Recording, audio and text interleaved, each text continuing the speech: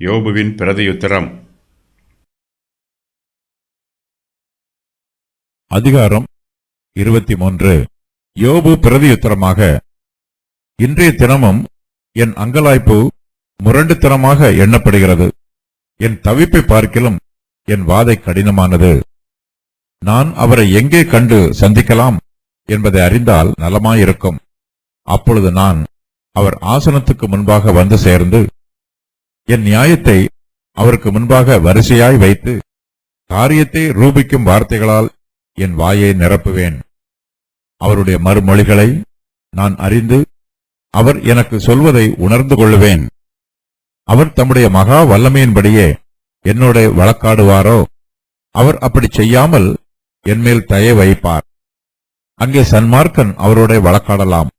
அப்பொழுது என்னை நியாயம் தீர்க்கிறவரின் கைக்கு என்றைக்கும் நீங்களாய் தப்புவித்துக் கொள்வேன். யோபுவின் அங்கலாய்ப்பு. யோபு வியாதியிலும் வேதனையிலும் இருந்தாலும் தன்னுடைய சிநேகிதரின் குற்றச்சாட்டுகளுக்கு அவரால் பிரதியுத்தரம் சொல்லாமல் அமைதியாய் இருக்க முடியவில்லை. தன்னுடைய வேதனைகளுக்கும் உபத்திரவங்களுக்கும் தன்னுடைய பாவம் காரணமல்ல என்பதில் யோபு உறுதியாக நிற்கிறார். யோபு ஒரு உத்தமர், அவர் ஒரு சன்மார்க்கர். அவருடைய சிநேகிதரோ அவரை துன்மார்க்கர் என்றும் மாய்மாலக்காரர் என்றும் தூஷிக்கிறார்கள். யோபு தன்னுடைய உண்மையான நிலைமையை தேவனிடத்தில் முறையிடுகிறார். ஆனால் அவர் முறையிடுவது அவருடைய சிநேகிதருக்கு முரண்டுத்தனமாக இருக்கிறது. யோபு முகாந்திரம் இல்லாமல் முறையிடவில்லை. அவருடைய இருதயத்தில் உண்மை இருக்கிறது. தேவன் மீது விசுவாசம் இருக்கிறது. தன்னிடத்தில் இருப்பதை யோபு அறிக்கை செய்கிறார். அவருடைய இருதயத்தில் தவிப்பும் சரீரத்தில் வாதையும் இருக்கிறது. தன்னுடைய தவிப்பை பார்க்கிலும் தன்னுடைய வாதை கடினமானது என்று யோபு புலம்புகிறார். யோபுவின் சரீரத்தில் வேதனைகளும் அவருடைய ஆவியிலே காயங்களும் இருக்கிறது. இவற்றை தாங்க முடியாமல் யோபு அங்கலாய்க்கிறார். யோபுவின் சிநேகிதர்கள் தேவனுடைய நீதியான நியாய தீர்ப்பை சரியாக புரிந்து கொள்ளாமல் யோபுவோடு விவாதம் பண்ணுகிறார்கள். ஒருவருக்கு துன்பங்களும் கஷ்டங்களும் வந்தால் அவர் ஒரு துன்மார்க்கர் என்று அவர்கள் தீர்மானம் பண்ணிவிடுகிறார்கள். அவர்களுடைய தீர்மானத்தின் பிரகாரம் அவருடைய கண்களுக்கு யோபு ஒரு பாவியாகவும் துன்மார்க்கராகவும் மாய்மாலக்காரராகவும் தெரிகிறார். யோபுவோ தன்னுடைய உத்தமத்தை அவர்களிடத்தில் எடுத்துச் சொல்லுகிறார். தான் ஒரு மாய்மாலக்காரர் அல்ல என்பதை நிரூபிப்பதற்கு தன்னிடத்தில் உள்ள சான்று ஆதாரங்கள் எல்லாவற்றையும் அவர்களிடத்தில் சொல்லுகிறார். யோபுவினிடத்தில் தன்னுடைய நிலைமையை எடுத்துச் சொல்வதற்கு நிறைய ஆதாரங்கள் இருக்கிறது. யோபுவால் அவற்றை சொல்லாமல் இருக்க முடியவில்லை. தன்னுடைய அங்கலாய்ப்பை முரண்டுத்தனமாக எண்ணுகிற தன்னுடைய சிநேகிதரிடத்தில் யோபு தன் மனதில் உள்ள எண்ணங்களை விரிவாக எடுத்துச் சொல்லுகிறார். யோபுவின் பிரதியுத்தரம். எலிபாஸ் தன்னுடைய குற்றச்சாட்டை கூறி முடித்து விடுகிறார்.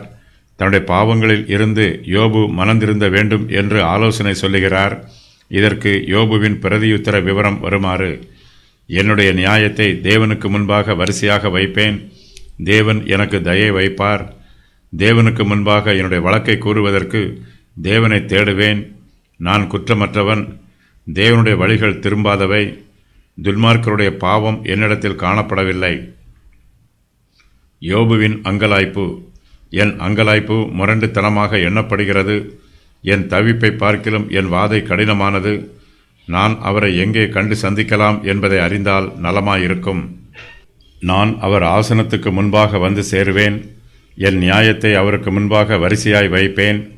காரியத்தை ரூபிக்கும் வார்த்தைகளால் என் வாயை நிரப்புவேன். அவருடைய மறுமொழிகளை நான் அறிவேன். அவர் எனக்கு சொல்வதை உணர்ந்து கொள்வேன். யோபுவின் நியாயம். தேவனுடைய நியாயாசனத்திற்கு முன்பாக நீதியும் நியாயமும் இருக்கும் என்று யோபு நம்புகிறார். தன்னுடைய வழக்குகளை யோபு தன்னுடைய சிநேகிதரிடத்தில் சொல்லி பார்த்தார். அவர்களோ நீதியாக தீர்ப்பு சொல்லவில்லை. யோபுவினிடத்தில் குற்றம் இல்லாதிருந்தும் அவர்கள் அவரை குற்றவாளியாக நியாயம் தீர்க்கிறார்கள். ஆகையினால் யோபு தன்னுடைய நியாயத்தை தேவனுக்கு முன்பாக சொல்ல வேண்டும் என்று யோபு விரும்புகிறார்.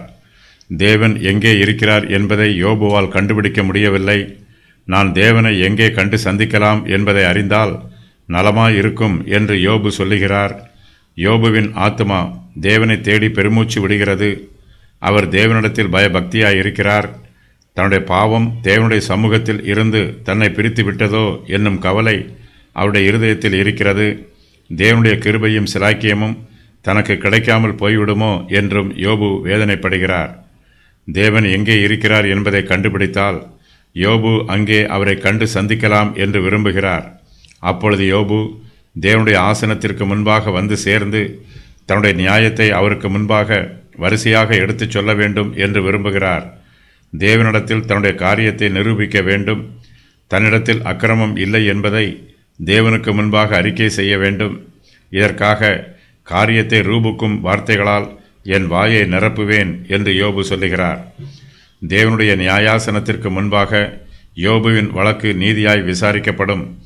யோபுவின் காரியங்களை சொல்லுவதற்கு அவருக்கும் வாய்ப்பு கொடுக்கப்படும். தேவன் யாரையும் நீதியாய் விசாரியாமல் தீர்ப்பு சொல்ல மாட்டார். யோபு இதை அறிந்தவராக தன்னுடைய நியாயத்தை தேவனுடைய சமூகத்திற்கு முன்பாக வரிசையாக வைக்க வேண்டும் என்று விரும்புகிறார். யோபுவின் சிநேகிதர்கள் அவர் மீது சொல்லும் குற்றச்சாட்டுக்களை மறுப்பதற்கு யோபுவினிடத்தில் ஏராளமான நியாயங்கள் உள்ளது. அவருடைய சிநேகிதர்கள் அவற்றை செவி கொடுத்து கேட்க மறுக்கிறார்கள். தேவனோ ஏழைகளின் நியாயத்தையும் விசாரிக்கிறவர். தம்முடைய சமூகத்தில் விண்ணப்பம் பண்ணுகிறவர்களுக்கு செவி கொடுக்கிறவர். யோபுவைப் போலவே நாமும் தேவனுடைய சமூகத்திற்கு முன்பாக வந்து நம்முடைய வேண்டுதல்களையும் விண்ணப்பங்களையும் அவரிடத்தில் ஏறெடுக்க வேண்டும். எல்லா விசுவாசிகளும் கர்த்தரிடத்தில் ஜெபம் பண்ண வேண்டும். ஜெபம் பண்ணுவது நமக்கு கிடைத்திருக்கிற சிலாக்கியம். இது நம்முடைய கடமை. தேவனுடைய பரிசுத்த சமூகத்திற்கு முன்பாக வந்து நம்முடைய வேண்டுதல்களையும் விண்ணப்பங்களையும் ஏறெடுக்கிற சிலாக்கியம் நமக்கு கொடுக்கப்பட்டிருக்கிறது. கர்த்தருடைய பிள்ளைகள் எல்லோரும் தேவனுடைய கிருபாசனத்திற்கு முன்பாக தைரியமாய் கிட்டிச் சேருகிற சிலாக்கியத்தை பெற்றிருக்கிறோம். விசுவாசிகளாகிய நமக்கு தேவனுடைய சமூகத்தில் கிட்டிச் சேருகிற சிலாக்கியமும் அவருடைய சமூகத்திற்கு முன்பாக நம்முடைய நியாயங்களையும் வேண்டுதல்களையும் விண்ணப்பங்களையும் எடுத்துச் சொல்லுகிற சிலாக்கியமும் கிடைத்திருக்கிறது. நமக்கு கொடுக்கப்பட்டிருக்கிற இந்த சிலாக்கியத்தை நாம் அசட்டை செய்து விட்டுவிடக்கூடாது. இதை நம்முடைய பிரயோஜனத்திற்காக பயன்படுத்தி கொள்ள வேண்டும். நாம் தேவனிடத்தில் ஜெபம் பண்ணும்போது அவருடைய சமூகத்திற்கு முன்பாக நம்முடைய நியாயங்களை வரிசையாக வைக்க வேண்டும். நம்முடைய ஜெபத்திலும் வேண்டுதல்களிலும் விண்ணப்பங்களிலும் நியாயம் இருக்க வேண்டும். நம்முடைய ஆத்துமா பரிசுத்தமாக இருக்க வேண்டும். அப்போதுதான் மகா பரிசுத்தமான தேவனிடத்தில் நம்முடைய நியாயங்களை வரிசையாக வைக்க முடியும். தேவனிடத்தில் ஜெபம் பண்ணுவதற்கு நமக்கு கிருபை கொடுக்கப்பட்டிருக்கிறது. அது மாத்திரமல்ல, தேவனுடைய சமூகத்தில் நம்முடைய நியாயங்களை எடுத்துச் சொல்லுவதற்கும் நம்முடைய தேவைகளை கேட்பதற்கும் நமக்கு கிருபை கிடைத்திருக்கிறது. நம்மால் தேவனோடு வழக்காட முடியாது. ஆனாலும் நாம் தேவனிடத்தில் ஜெபம் பண்ணும்போது நம்முடைய நியாயமான காரியத்தை ரூபிக்கும் வார்த்தைகளால் நம்முடைய வாயை நிரப்ப வேண்டும். நம்முடைய வார்த்தைகளால் தேவனை அசைக்க முடியாது. நம்முடைய சுய பக்தியினாலோ சுய முயற்சியினாலோ தேவனுடைய கிருபைகளை பெற்றுக்கொள்ளவும் முடியாது. நம்முடைய நியாயங்களை தேவனுக்கு முன்பாக வரிசையாக வைக்கும்போது பரிசுத்த ஆவியானவர் நம்மை அசைப்பார். நாம் அசைக்கப்படுவோம். நம்முடைய ஜெப வார்த்தைகளினால் நம்முடைய இருதயம் அசைக்கப்படும். நம்முடைய விசுவாசம் வர்த்திக்கும். நம்முடைய பரிசுத்தம் அதிகரிக்கும். நாம் கர்த்தரிடத்தில் ஜெபம் பண்ணும்போது நமக்கு நன்மை உண்டாகவே அவரிடத்தில் ஜெபிக்கிறோம் என்பதை நினைவு கூர்ந்து ஜெபிக்க வேண்டும். தேவனுடைய சமூகத்திற்கு முன்பாக நாம் பயபக்தியோடும் நடுக்கத்தோடும் வந்து நம்முடைய வேண்டுதல்களையும் விண்ணப்பங்களையும் ஏறெடுக்க வேண்டும்.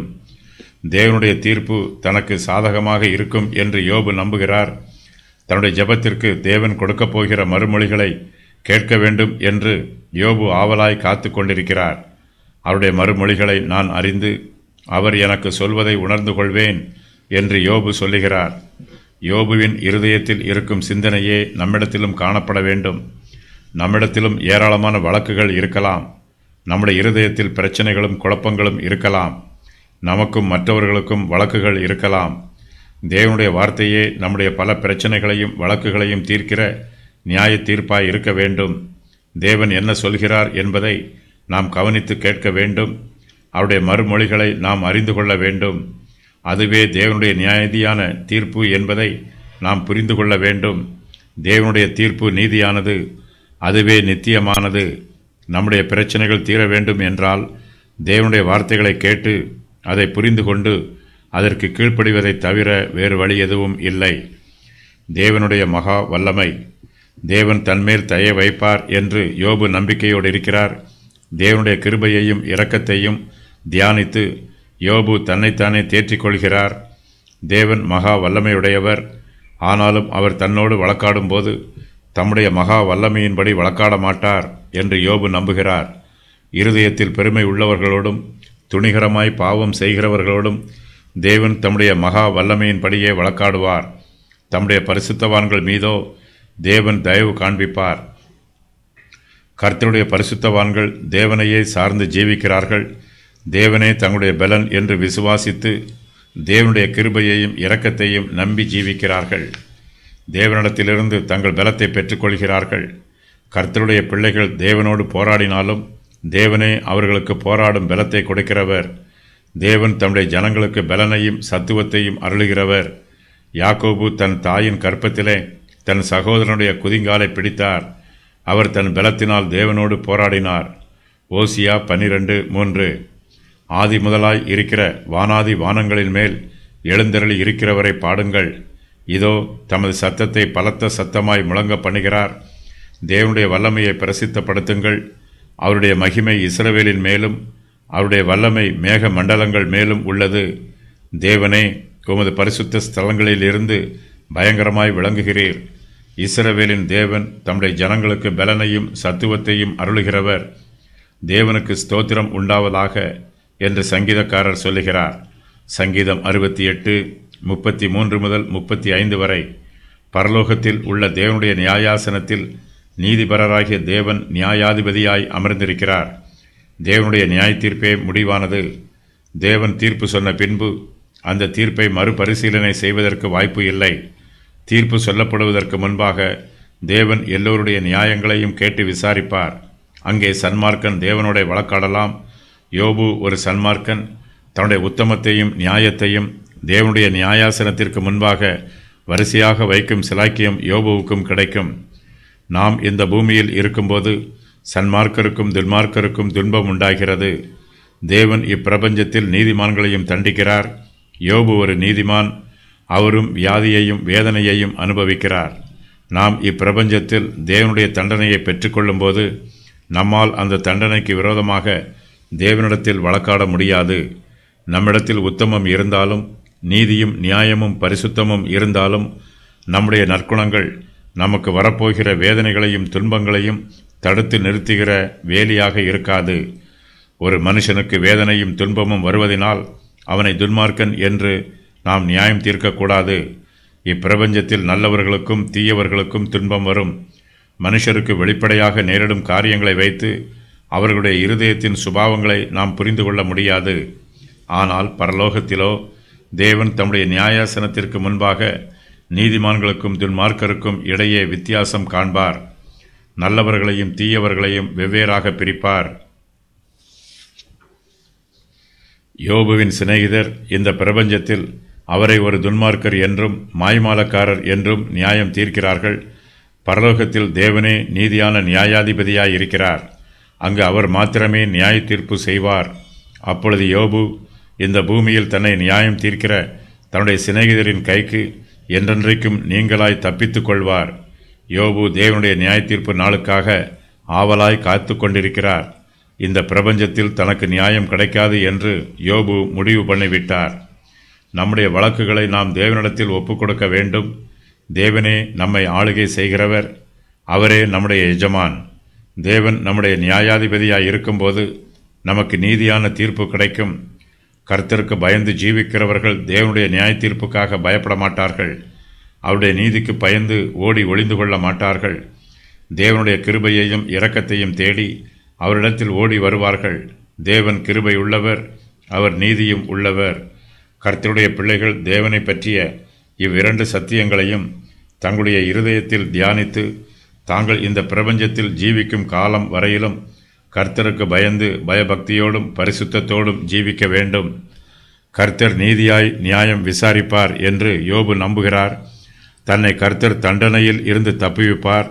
தனக்கு எதிராக கர்த்தர் தம்முடைய வல்லமையை பிரயோகிக்காமல் தனக்கு தயவும் இரக்கமும் காண்பிப்பார் என்று யோபு கூறுகிறார்.